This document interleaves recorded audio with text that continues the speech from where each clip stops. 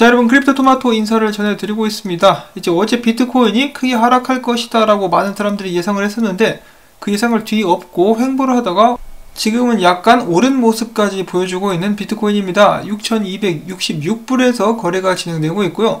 알트코인들도 비트코인의 뒤를 따라서 열심히 행진을 하고 있는 모습이 보여지고 있습니다. 자, 이번 상승은 과연 개미꼬시기일 것인지 아니면 정말로 비트코인이 어느 정도 힘을 되찾은 것인지 계속해서 지켜보도록 하겠습니다. 자, 일단 오늘 많은 소식들은 나와있지 않지만은 이 비트코인에 관한 이야기, 암호화폐에 관한 이야기 또 한번 들어보도록 하겠습니다.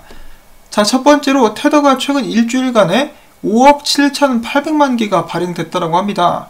아마 비트코인 최근 상승과 지금 잘 버티는 것이 혹시 테더의 힘은 아닌가라는 생각을 한번 해보게 되고요.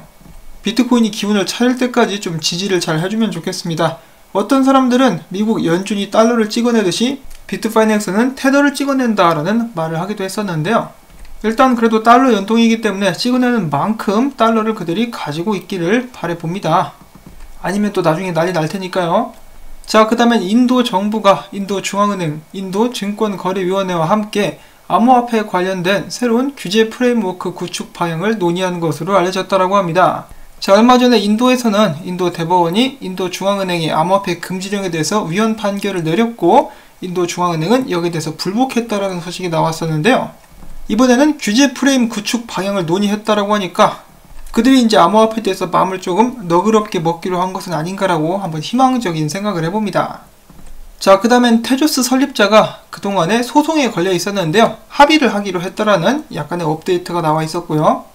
그 다음에 호주 같은 경우는 호주 국민들의 80%가 암호화폐를 인지하고 있다고 합니다. 그러나 결제 사용자는 1% 미만이다라고 호주 중앙은행에서 발표를 했다고 하는데요. 저는 사실 이게 굉장히 긍정적으로 보입니다. 이 80%나 되는 비율이 암호화폐를 인지하고 있다. 80%가 인지를 하고 있으면 천천히 암호화폐 활용으로 다가가도 좋은 비율이라고 저는 생각을 하고 있는데요.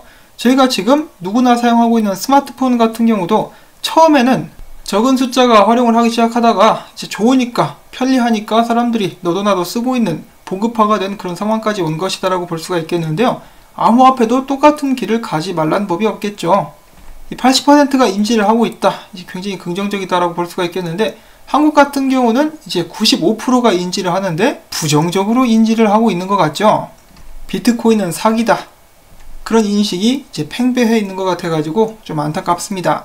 자, 그 다음에 트위터의 CEO 잭 돌시의 스퀘어가 은행 사업 허가를 받아냈다고 합니다. 여러분도 아시다시피 스퀘어에서 비트코인을 사고 팔 수가 있는데요.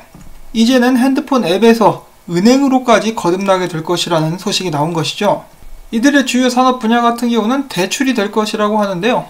나중에 이제 미국 내에서 비트코인이 그리고 암호화폐가 더욱더 합법화되고 제도권 안에 들어오게 되면 암호화폐도 다룰 수 있게 되지 않을까라는 기대를 가져봅니다. 예전에는 일주일에 $10,000어치씩 비트코인을 샀었던 잭 돌시, 지금도 그렇게 하고 있는지 궁금하네요. 자, 그 다음엔 잠시 쉬어가는 시간입니다. 좀 재밌는 게 있어서 가지고 와봤는데요. 자, 중국 같은 경우는 홀로그램 버튼을 지금 사용하는 단계에 나와 있다고 하는데 당연히 이 전염병 억제에도 도움을 주게 될 것 같습니다. 일단 한번 보시죠.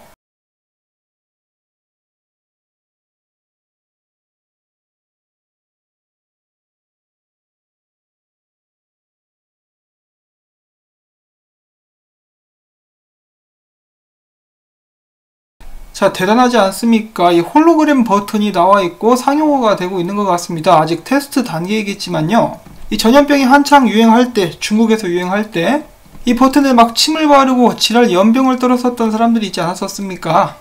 그런 사람들로부터 다른 사람들을 안전하게 지킬 수 있는 그런 홀로그램 버튼이라고 볼 수가 있겠습니다.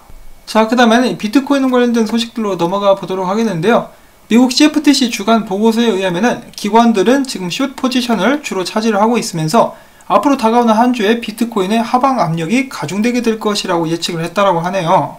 자, 다가오는 한 주에 과연 비트코인은 하락하게 될 것인지 아니면 버틸 수 있을 것인지 지켜봐야 될 것 같고요. 이러한 상황 속에서 바이낸스의 짜오짱펑은 이렇게 이야기를 했다고 합니다. 이 경제 패닉 속에서도 비트코인의 펀더멘탈은 여전히 견고하다. 그 전염병은 전 세계적인 경제 혼란을 가속화했을 뿐이지 근본적인 원인은 아니다. 그만큼 그 전에도 세계 경제가 취약했었다는 것을 알아야 된다. 사람들은 때가 되면은 사람들은 이 화장지 혹은 법정 화폐 수집을 중단하고 새로운 투자 포트폴리오를 짜게 될 것이다. 이 중에서 가장 선호되게 되는 투자 자산은 비트코인일 것이라고 이야기를 했다고 합니다. 자, 그때가 언제가 될지 지금 당장은 좀 아닐지도 모른다는 생각이 듭니다. 자, 예를 들어서 조시 레이저, 유명 분석가죠. 이 사람 같은 경우는 오늘 이런 말을 했는데요. 우리들은 종종 너무 쉽게 이 비트코인을 매수한다라는 말을 하곤 하지만은 미국에 있는 사람들 경우 많은 사람들이 다달이 월급을 받아서 매달 겨우 살아간다. 특히나 지금 이러한 경제 악화 속에서 실업자 수가 엄청나게 늘어났는데 만약 당신이 지금 비트코인을 매수할 수 있다라면은 그러니까 그 정도의 여유가 있는 사람이라면은 굉장히 운이 좋다라고 봐도 된다라고 이야기를 한 것이죠. 저도 전에 그런 말씀을 드린 적이 있는데 이렇게 투자할 수 있는 여유라도 가지고 있다라는 거 엄청난 복이라고 볼 수가 있겠습니다. 자, 참고로 이 수치 같은 경우는 앞으로 골드만삭스가 예측하고 있는 실업자 수를 나타낸 것이라고 합니다. 엄청나죠. 미래가 굉장히 어둡다라고 볼 수가 있겠는데 이런 상황 속에서 사람들은 대부분 비트코인보다는 자신의 생계나 안전을 먼저 도모하게 되지 않을까. 그래서 이 짜오짱평이 말했었던 시기는 어떻게 보면 조금 더 시간이 걸릴 수 있을지도 모르겠습니다. 이 부분에 대해서는 조금 더 다른 정보들이 나와 있기 때문에 이야기를 해보도록 하고요. 자, 한편 이 비트코인 변동성이 6년 이래 최대치를 최근에 기록을 했다라고 하죠. 2017년 불장 같은 경우만 해도 7.7%의 변동성을 가지고 있었는데 최근에는 10%를 넘는 변동성을 기록을 해주고 있습니다. 그리고 더불어서 코인 매트릭스의 창업자에 의하면은 변수가 없다면은 앞으로 4일 후에 비트코인 난이도가 13에서 15% 정도 하락하게 될 것인데 이는 비트코인 역사상 세 번째에서 네 번째로 큰 난이도 조정이 될 것이고 이 난이도 조정 가격 움직임 같은 경우는 중요하게 말을 해서 이 바닥임을 비트코인 가격이 바닥임을 일화적으로 나타낸다. 그래서 곧 있으면은 비트코인 가격이 올라갈 수 있다라는 말을 남겼다라고 합니다. 자, 일단 이거랑은 좀 대조가 되는 그런 정보라고 볼 수가 있겠는데요. 과연 누구 말이 맞게 될지 다가오는 다음 주를 기대해 주시기를 바랍니다. 이번 주라고 해야 되나요? 다음 주라고 해야 되나? 자, 아무튼 그 다음 소식으로는 이번 주에 비트코인이 좀 강하게 반등을 해주지 않았습니까? 1000불 정도. 이 반등의 이유에 대해서 DCAP 홀딩스의 공동 창립자는 이렇게 이야기를 했다라고 하는데요. 최근에 연준이 미국의 금리를 크게 낮추면서 이 경제의 둔화를 이제 막기 위해서 개입을 했죠. 그것을 두고 조만간에 미국에서도 마이너스 금리가 적용되는 시대가 올 것이다 라고 이야기를 하고 있는 것이죠. 그렇게 되고 나면은 달러가 굉장히 약해지게 될 건데 이런 상황들은 비트코인에 유리하게 작용할 수 있다라고 그는 주장을 하고 있는 것입니다. 제가 전에 이 그림을 여러분들께 공유를 해드린 적이 있었는데요. 이 달러의 구매력 계속해서 지속적으로 떨어지고 있다라는 것이죠.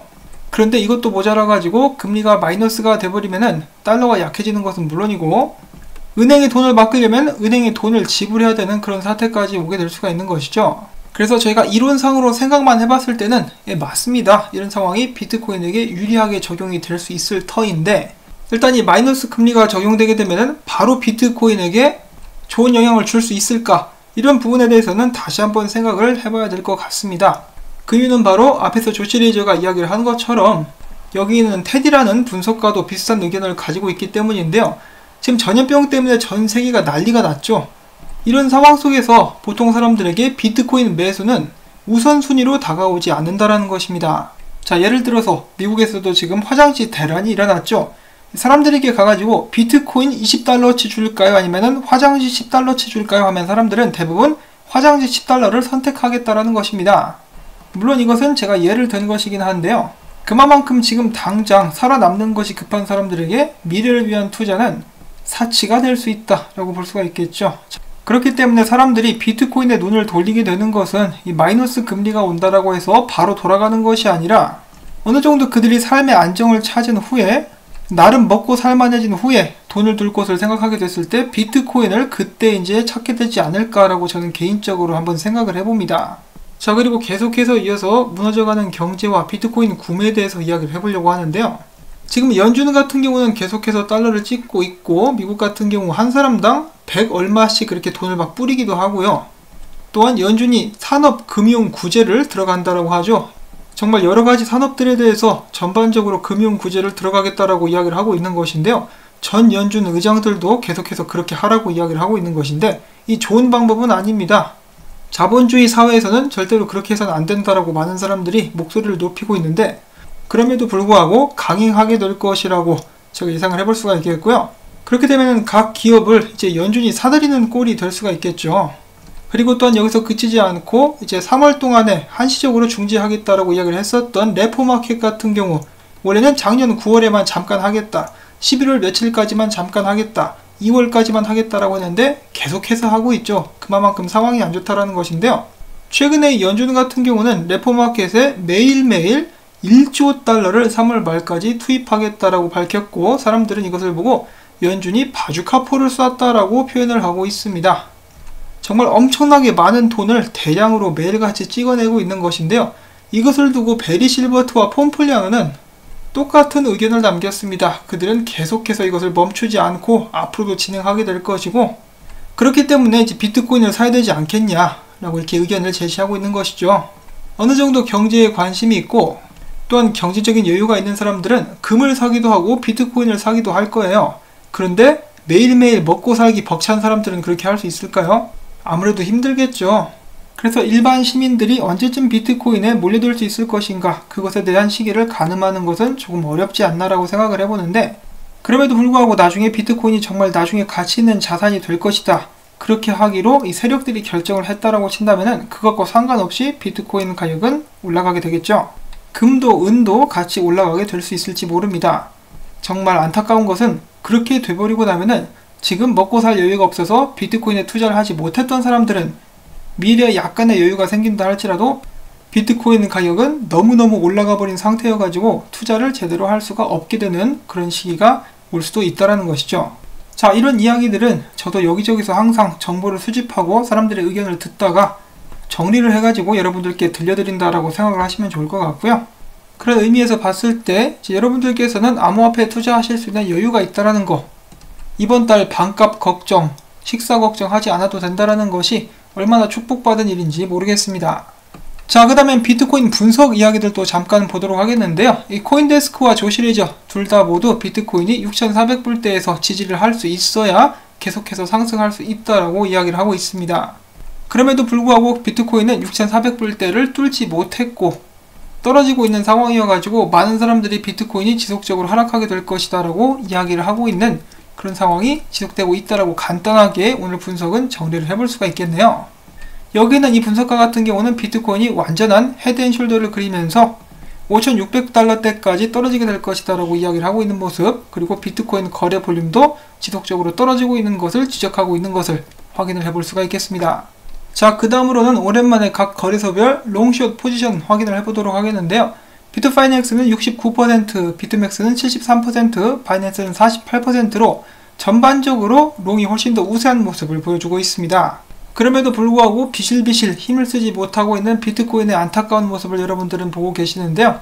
어떤 사람들은 이 비트코인의 상승을 의미하는 이 불이 자빠졌다라고 하면서 힘이 빠진 비트코인의 모습을 안타까워하고 있는 사람들도 보여지고 있는데요. 하루빨리 황소가 일어나가지고 비트코인 가격을 다시 한번 올릴 수 있기를 바라봅니다.